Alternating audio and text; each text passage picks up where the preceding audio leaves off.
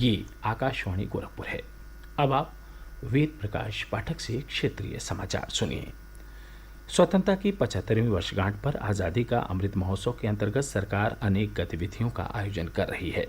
इसी क्रम में प्रादेशिक समाचार एकांश आकाशवाणी गोरखपुर ने विशेष प्रश्नोत्तरी कार्यक्रम शुरू किया है। इसके तहत हर सप्ताह बृहस्पतिवार को प्रादेशिक समाचार बुलेटिन में श्रोताओं से देश के स्वाधीनता संग्राम और उसके गौरवशाली इतिहास पर एक प्रश्न पूछा जाता है। कल के क्विज में हमारा प्रश्न था, भारत का राष्ट्रगीत वंदे मातरम महान साहित्यकार बंकिम चंद्र चटर्जी के किस सुप्रसिद्ध उपन्यास से लिया गया है। सही जवाब है आनंद मठ से। इस सप्ताह के भाग्यशाली विजेता हैं बहराइच जिले के गांव शेखापुर पोस्ट विश्वेश्वरगंज के सूरज सिंह। आपको समस्त आकाशवाणी परिवार की ओर से ही बहुत बहुत बधाई। अमृत महोत्सव की श्रृंखला का अगला प्रश्न अगले सप्ताह बृहस्पतिवार को श्रोताओं से पूछा जाएगा। उपराष्ट्रपति एम वेंकैया नायडू ने आज अयोध्या में राम जन्मभूमि का दौरा किया। उन्होंने अयोध्या के प्रसिद्ध हनुमानगढ़ी मंदिर और राम जन्मभूमि में पूजा अर्चना भी की। एक रिपोर्ट। उपराष्ट्रपति एम वेंकैया नायडू आज सुबह विशेष रेलगाड़ी से अयोध्या पहुंचे। राम जन्मभूमि में पूजा अर्चना के बाद उपराष्ट्रपति ने मंदिर निर्माण के कार्यों का भी जायजा लिया। इसके बाद उपराष्ट्रपति हनुमानगढ़ी पहुंचे और दर्शन पूजन किया। इस दौरान उनकी पत्नी के अलावा प्रदेश की राज्यपाल आनंदीबेन पटेल और उप मुख्यमंत्री केशव प्रसाद मौर्य भी साथ में मौजूद थे। सुशील चंद्र तिवारी, आकाशवाणी समाचार, अयोध्या। दर्शन पूजन के बाद वह अयोध्या से वाराणसी के लिए रवाना हो गए। शाम को वाराणसी में वह प्रसिद्ध गंगा आरती में हिस्सा लेंगे। कल सुबह उपराष्ट्रपति वेंकैया नायडू काशी विश्वनाथ के दर्शन पूजन करेंगे और अन्य कार्यक्रमों में हिस्सा लेंगे। वाराणसी में विविध कार्यक्रमों में भाग लेने के बाद वह कल ही हैदराबाद के लिए रवाना हो जाएंगे। केंद्र सरकार Ayushman Bharat health and wellness योजना की चौथी वर्षगांठ के अवसर पर टेलीफोन परामर्श सुविधा ई संजीवनी के 1 लाख केंद्रों का कल उद्घाटन करेगी।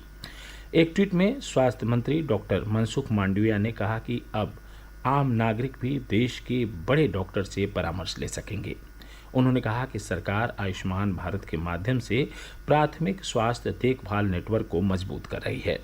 देश में अब तक 1,70,000 से अधिक स्वास्थ्य केंद्र संचालित किए जा रहे हैं। प्रदेश के परिवहन राज्य मंत्री दयाशंकर सिंह ने कहा है कि राज्य में 2000 नई बसों का संचालन किया जाएगा। इसके लिए प्रयास तेज किए जा रहे हैं। उन्होंने कहा कि जो पुरानी बसें हैं उन्हें भी दुरुस्त कराकर चलाया जाएगा। परिवहन राज्य मंत्री आज महोबा में संवाददाताओं से बातचीत कर रहे थे। उन्होंने कहा कि जिन ग्रामीण क्षेत्रों में अब तक बसों की सुविधा नहीं है वहां जल्द ही यह व्यवस्था सुलभ कराई जाएगी। केंद्रीय विद्यालय संगठन ने विशेष प्रावधानों के तहत प्रवेश पर रोक लगा दी है। इन विशेष प्रावधानों में सांसद कोटे से प्रवेश भी शामिल हैं। केंद्रीय विद्यालय संगठन के दिशा निर्देशों के अनुसार अगले आदेश तक विशेष प्रावधानों के अंतर्गत विद्यार्थियों का प्रवेश रोकने का निर्णय लिया गया है। राज्यसभा सांसद और भारतीय जनता पार्टी के नेता सुशील कुमार मोदी ने इस निर्णय का स्वागत किया है। एक ट्वीट में उन्होंने कहा कि अब तक प्रत्येक सांसद और प्रत्येक कलेक्टर स्कूल प्रबंधन समिति के अध्यक्ष के रूप में अपने कोटे से केंद्रीय विद्यालय में विद्यार्थियों का प्रवेश करा सकते थे। राष्ट्रव्यापी टीकाकरण अभियान के अंतर्गत 186 करोड़ 30 लाख से अधिक कोविड टीके लगाए गए। स्वास्थ्य मंत्रालय ने बताया है कि कल 6,66,000 टीके लगाए गए। इसी दौरान 949 नए मामलों की पुष्टि हुई। स्वस्थ होने की दर 58.76% है।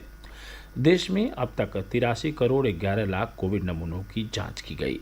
पिछले 24 घंटों के दौरान 3,67,000 नमूनों की जांच की गई है। प्रदेश भर में आज गुड फ्राइडे मनाया जा रहा है। इस मौके पर गिरजाघरों में विशेष प्रार्थना सभाओं के आयोजन किए जा रहे हैं। इसी दिन प्रभु ईसा मसीह को सलीब पर लटका दिया गया था। विभिन्न गिरजाघरों में कल गुड थर्सडे पर विशेष प्रार्थना सभाओं के आयोजन किए गए।